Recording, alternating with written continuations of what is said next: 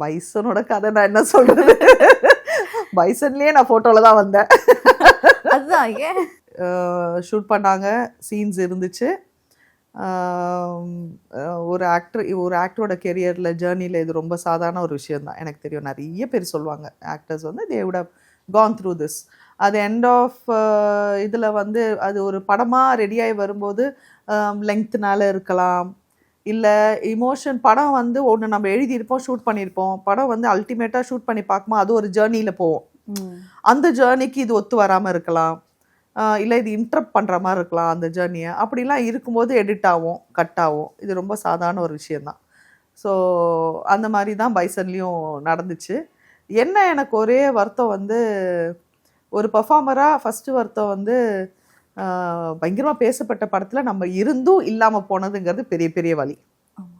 அதாவது படம் கிடைக்கலையே இருக்கிறது ஒன்று, அது கிடச்சி அதில் நம்ம இருந்து அது எடிட் ஆகி போயிட்ட பிறகு அந்த படம் இவ்வளோ ஹிட் ஆகும்போது அது ரொம்ப பெரிய வலி ஆக்சுவலாக. ஏன்னா நமக்கு அப்போ நம்ம 1000 விஷயம் நமக்கு தோணும். ஐயோ நம்ம இருந்திருந்தானா இன்றைக்கி நம்ம இப்படி ஆயிருக்கோம், இப்படி வந்திருக்கோம், நம்ம கெரியர் அடுத்த ஸ்டேஜ் போயிருக்கோம், இதெல்லாம் இருக்குது இல்லை. அது ஒரு பெரிய வலி. அது அந்த வலியை நான் அனுபவித்தேன்.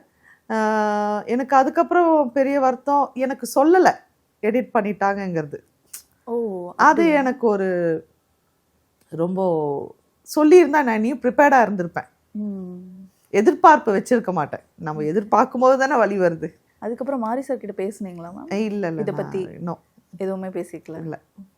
ஓகே. எவ்வளோ நாள் மேம் ஷூட் பண்ணாங்க பைசன்? ஆக்சுவலி சரி, நாங்கள் 5 நாள் இருந்தேன்.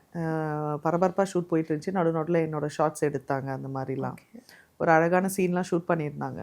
ஸோ அதே மாதிரி என்னோடய டெத் சீக்வன்ஸும் ஷூட் பண்ணியிருந்தாங்க. பட் அது எதுவுமே வைக்கல ஆக்சுவலி, எல்லாமே கட் ஆயிடுச்சு. It happens. அது அது ரொம்ப சாதாரணமான ஒரு விஷயந்தான்.